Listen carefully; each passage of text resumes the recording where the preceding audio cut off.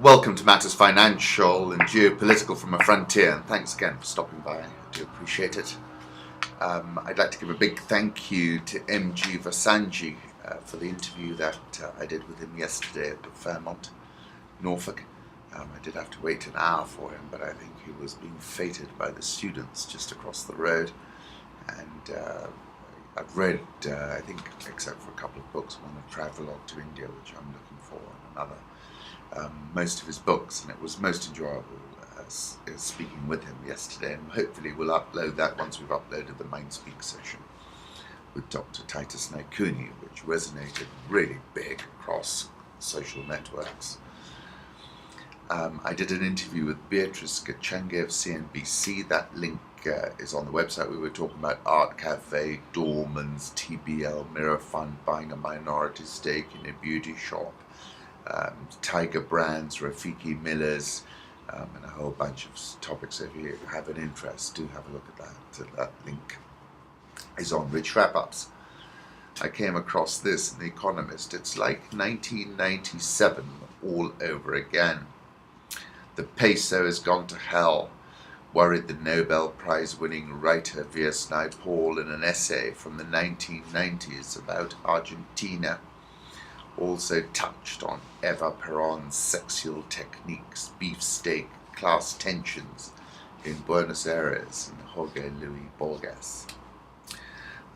I wrote a piece, The Mineral Export License Hold-Up Could Hit Planned Eurobond, but I was talking about the global markets to begin with. Last week, a slasher stalked and sliced through emerging markets.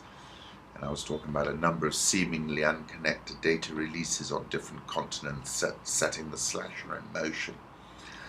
Argentina's peso falling the sharpest since 2002. Venezuela's tri-band conversion, where the official rate is 6.3 and the black market rate is, would you believe it, 79. Turkey, the fact that the QE tailwind was no longer in the sails of investors. And I was then making some comments about the Eurobond and issues around that, in particular the mining sector.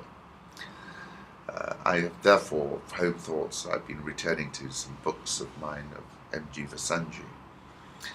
And one of them is a short story about how a man gambles his wife in Kisumu over a game of cards. And years later, the son is discovering the story. It's really very good. And I said to Nisha, have you read the story about the husband who gambled his wife in a game of cards in Kisumu? And that certainly got her attention. And I thoroughly enjoyed The Magic of Cider, and I did not have the heart to tell Mr. Vasanji that I had read it 6 weeks ago, because on Saturday was when he launched it. But that rather fantastic bookseller, Yaya, had it some time ago. The Magic of Cider is a brilliant book, and the denouement is hallucinogenic and overwhelming. Political Reflections, I came across an article via Javier Blas of the FT, Analysis, Strategic Africa, Why the US and Europe are Sending in the Troops. In the US military's remarkably globalized world staff, officers deep in a special headquarters in Stuttgart, Germany, are organizing training missions over 3 continents, all dedicated to one special place, Africa. What's striking is that this far-flung and little-noticed US Africa Command, AFRICOM as it's called, has been on a roll at a time when the Pentagon is undergoing a big downsizing. The move coincides with new thinking in Washington that big wars like Iraq and Afghanistan are far less likely in future, so it's now time to shift priorities towards preparing for smaller regional conflicts. This will require, the thinking goes, relatively small, fast-moving actions by units specially trained for working with local forces on a wide range of missions, from counterinsurgency to backup support of UN and African Union peace missions.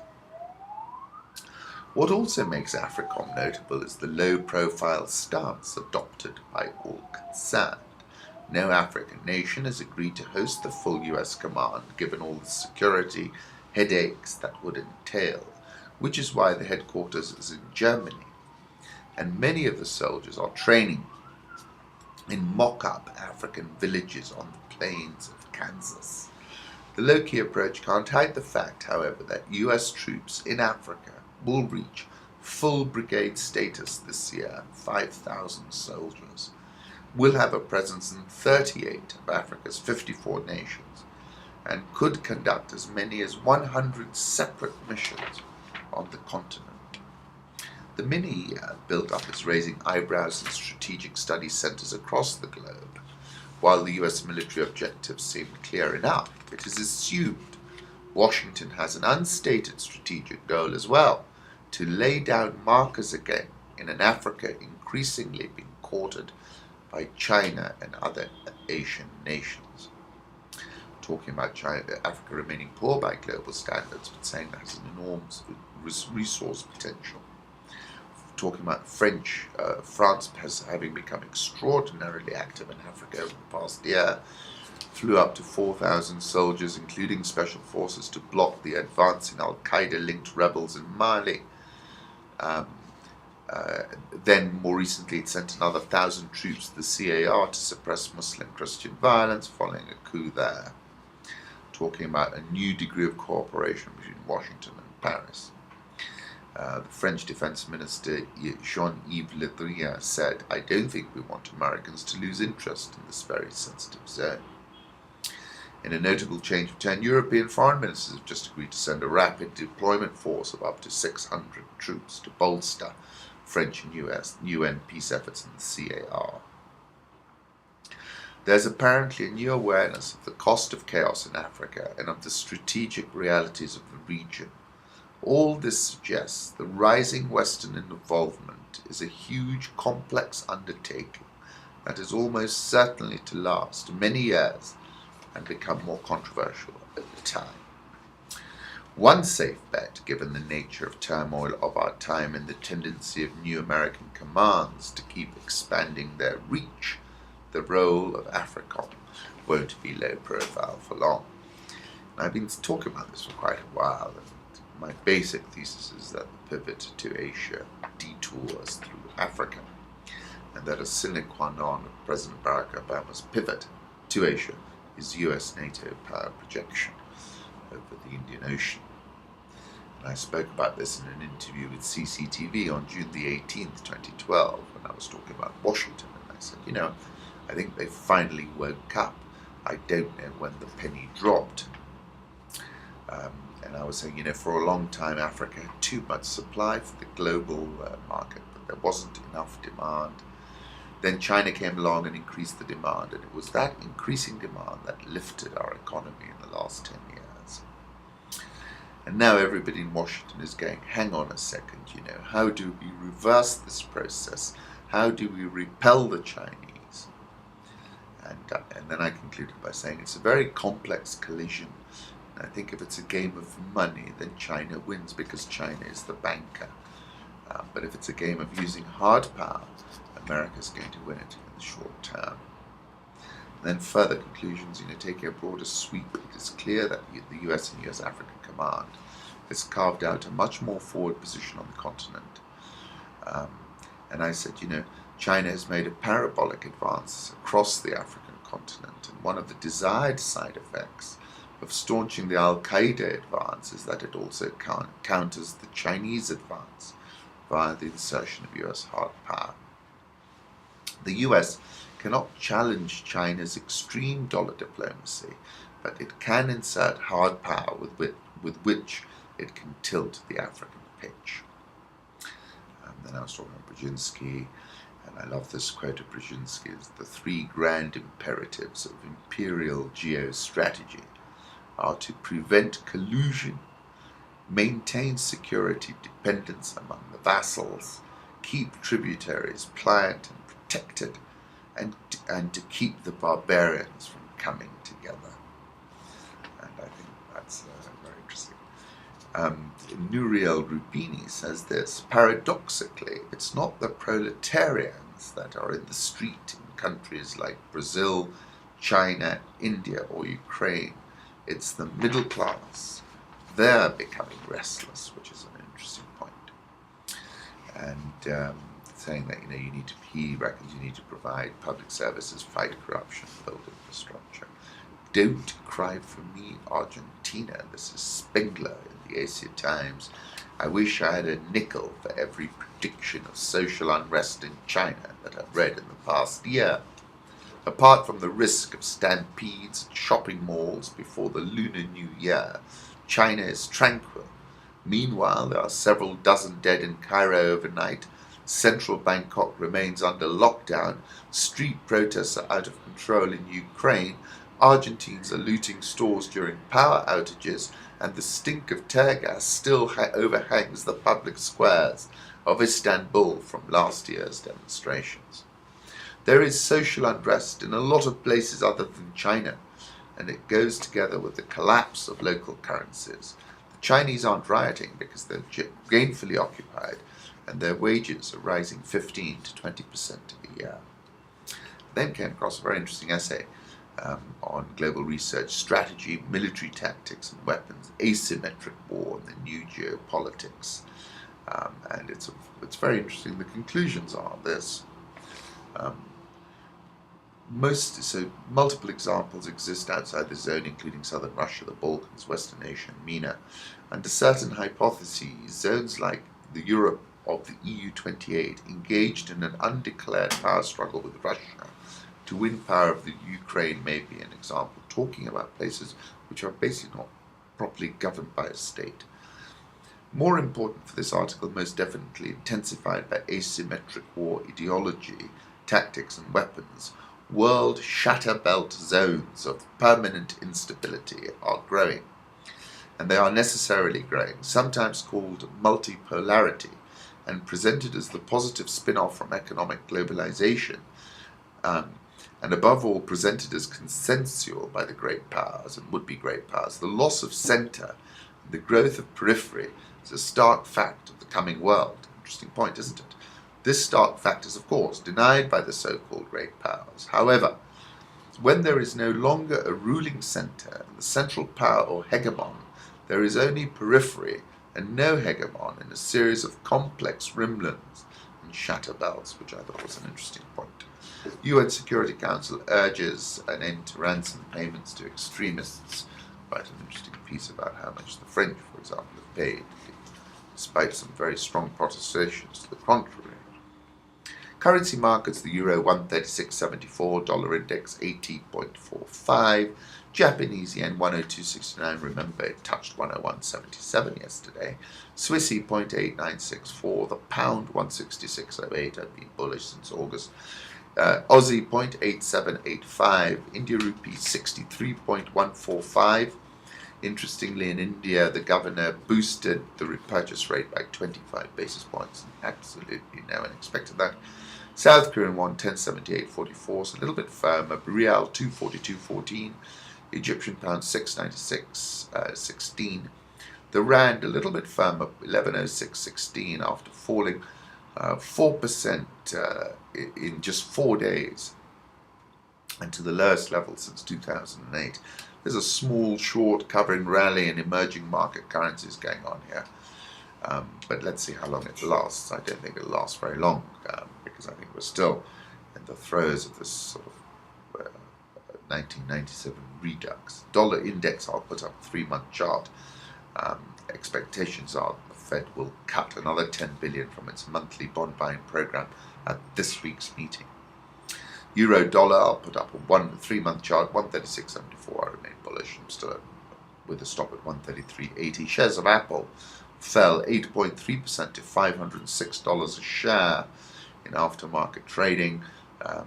Forecast second quarter sales of 42 billion to 44 billion versus the median expectation of 46.1 billion. On that note, I'll put up a photograph of the Masai discovering my daughter's Apple iPad in the Savo 522 days ago. Another photograph of the Savo, which I quite like, 25 days ago. The first one, the Masai, was in Savo West.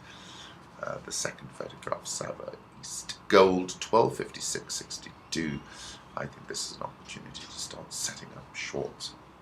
Crude oil, $95.84, had a very strong few days. But I look for a structurally lower price in 2014 on a daily notional Iranian supply. Emerging markets, the near-term focal point for the market is an emergency meeting by Turkey's central bank that will be held on Tuesday. A statement on the outcome is due to be released at 2200 GMT, i.e. in the middle of the night. Central bank is expected to raise its overnight lending rate by 225 basis points to 10% on Tuesday.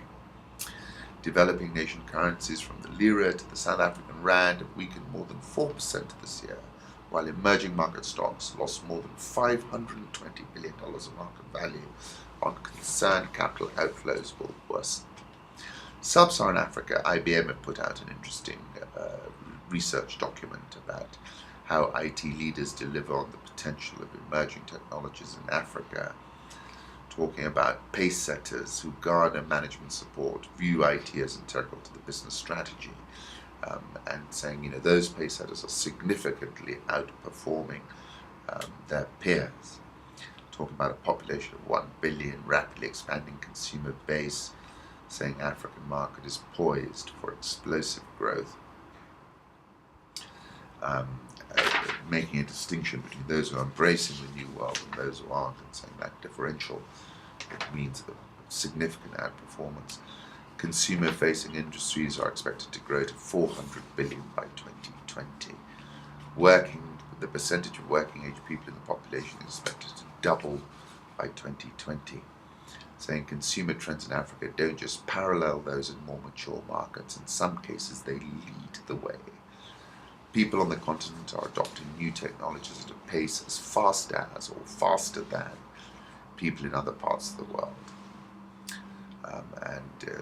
Basically saying almost 9 in 10 IT leaders in Africa rank mobile, analytics, social and cloud as critical to business success.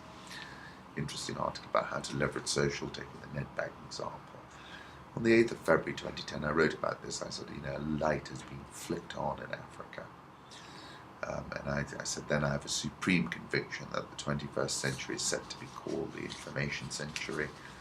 30 years ago, when I was at Kenton College, I would wait religiously for a weekly aerogram from my parents and my grandfather. 10 years ago, there were 15,000 mobile phones in the whole of Kenya. Today, there are more than, that was in 2010, the 17.4 million phones. And that's only continued. Talking about how I'd flown over the continent, just looked like it was dark. And then I was saying, the information century, the mobile phone, basically flicked the switch. And I said, in capital, I quoted Schumpeter, in capitalist reality is distinguished from its textbook picture. It is not that kind of competition which counts, but the competition from the new commodity, the new technology, the new source of supply, the new type of organization, competition, which commands a decisive cost or quality advantage. And I said, this is that moment. It is upending the way we're going to be governed, because the lights are on now. The whole world of 7 billion souls is now in view. And I said, the world is as flat as a pancake now. What I know is there's nearly 1 billion Africans who are on the subs bench, and for eternity, all of a sudden the manager is calling us onto the pitch. And then CNN, interestingly, had a report yesterday saying that in a little over a decade, the continent has become the world's second most connected region by mobile subscriptions, has witnessed the fastest growth in mobile subscribers in the world, and is on track to hit 1 billion mobile subscriptions by 2014. Interesting article about Africa's oil and gas sector, saying it's going to account for about 13% of world output.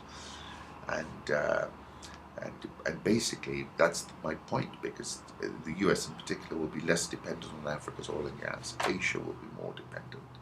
And that's why control of that supply of oil and gas into Asia becomes very, very key. And I was referring to the fact that I think there'll be a ton of oil and gas, more than 13% of supply going into those markets.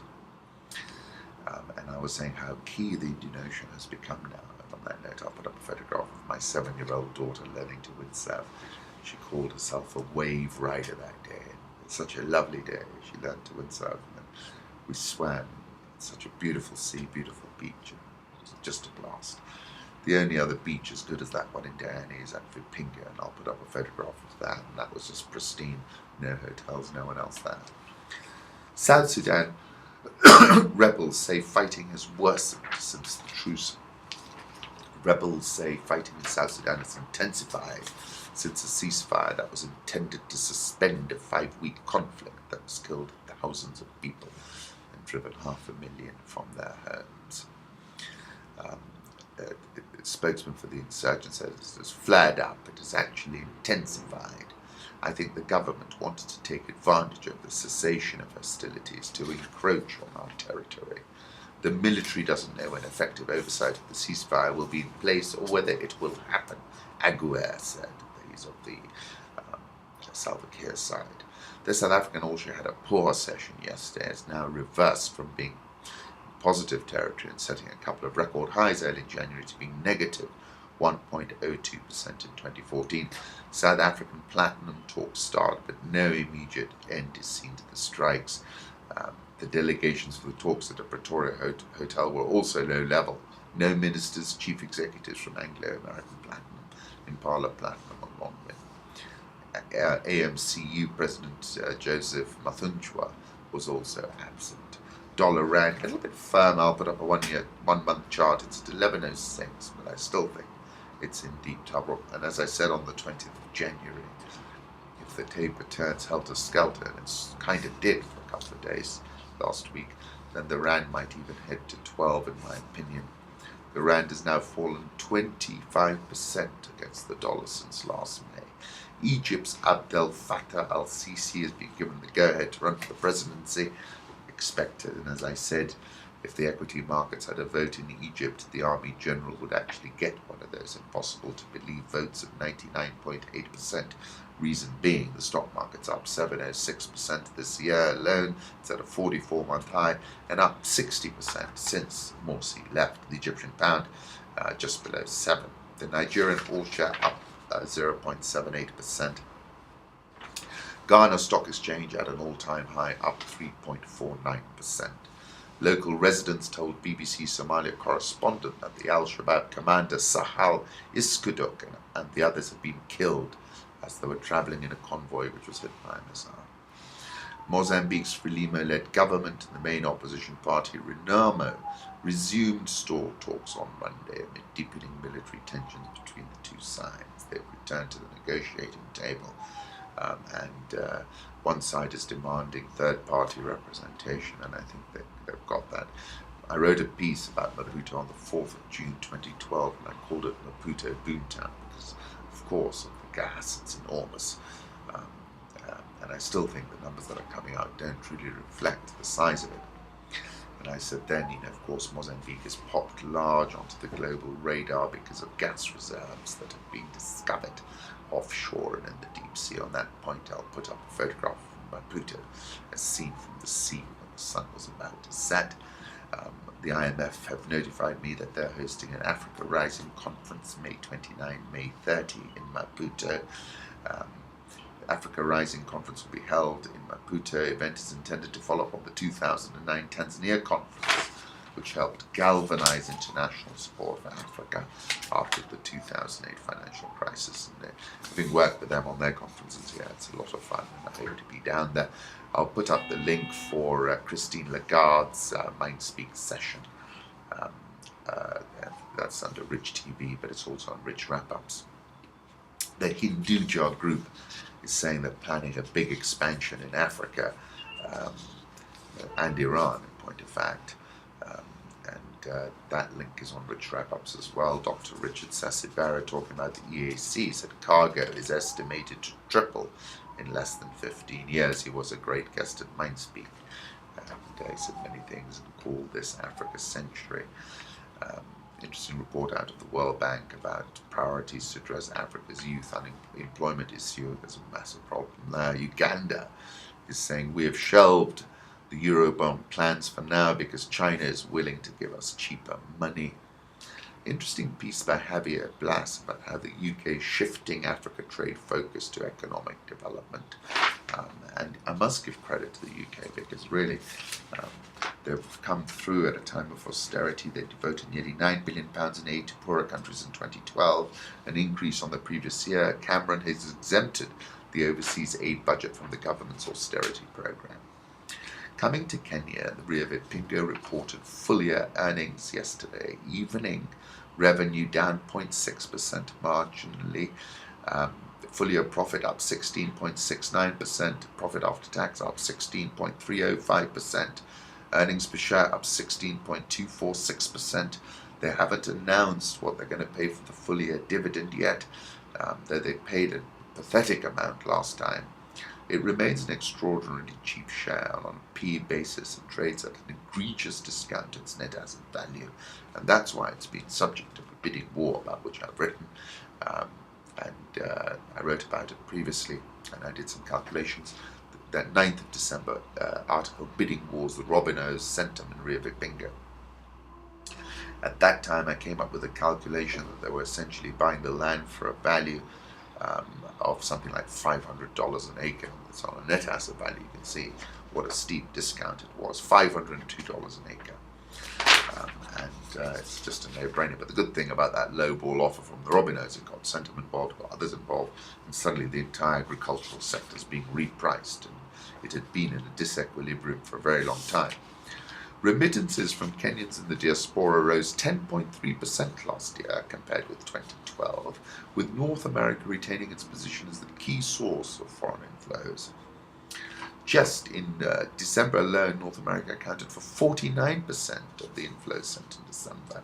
And, remittances are a relatively recent last decade phenomenon, but at times I feel do not properly inform our foreign policy, because that's so important, isn't it, that kind of inflow. And I wrote about this in Africa's, I wrote an article for the FT last year, Africa's Futures Not Seen in the Rearview Mirror. Do have a look at that, and I was quoting Vinod Khosla. Kenya Commercial Bank, have a look at the share price data. They had a management call, they had an investor call yesterday, made a number of interesting announcements, saying out of its 385.2 billion asset book, South Sudan accounts for 11%, contributing 9.2% of profit before tax as of Q3 2013. And some interesting color, quite a bullish outlook for 2014. Management estimates bottom line growth of 30% year on year in full year 14. That's pretty bullish. Kenya shilling remains below the 86 level.